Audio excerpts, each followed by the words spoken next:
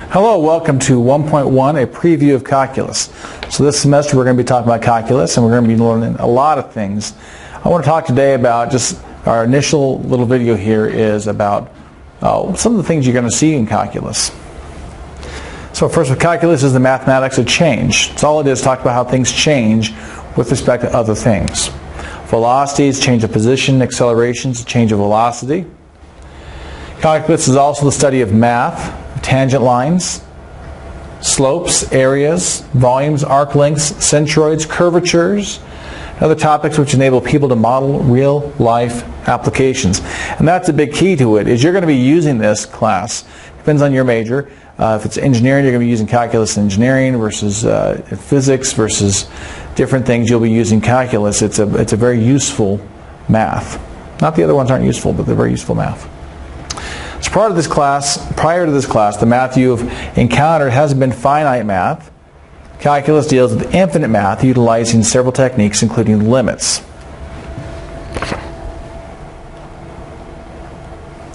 So the tangent line problem. A tangent line is a line that touches a curve at one point. Calculus can enable us to find the slope of the tangent line, and once we know the slope, we can find the equation of the tangent line using the point slope formula. So like at one point, the line is touching the curve at one point. That'd be a tangent line. And we can get that, part of the way this works is, think about like a secant line. A secant line is a line that passes a curve at 2 points, boom, boom. So like this is our secant line. This is at point C. This is at point f of c, or functions f of x. That's for the curve now. This point would be c plus delta x. This is f of c plus delta x.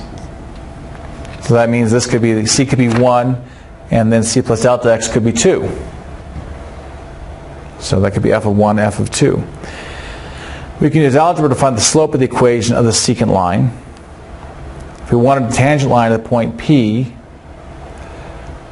at c, f of c, we could start with a secant line through point P and then make this delta x become smaller and smaller and smaller.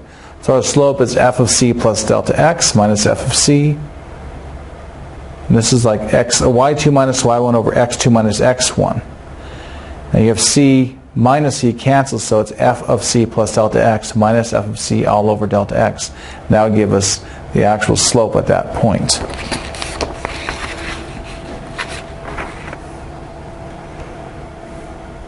If we make that delta x smaller and smaller, we begin to get closer and closer approximation of the slope.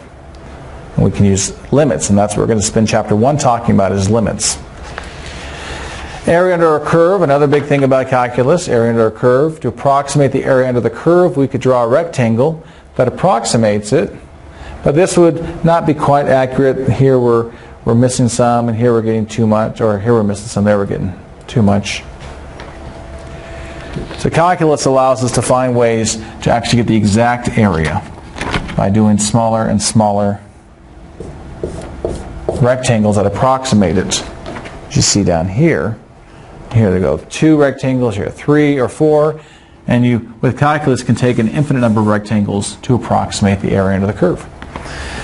So we're going to be learning these skills this semester, both the area under the curve and that slope thing, and how we can apply those to other applications, to other areas of study. Okay? Thank you. Hope you enjoyed this. There are a couple of questions on this homework. We meet once a week to go over homework questions, so you can send me your questions and when we meet live, online. Everything we do is online, so there's no in-class meetings required. Thank you.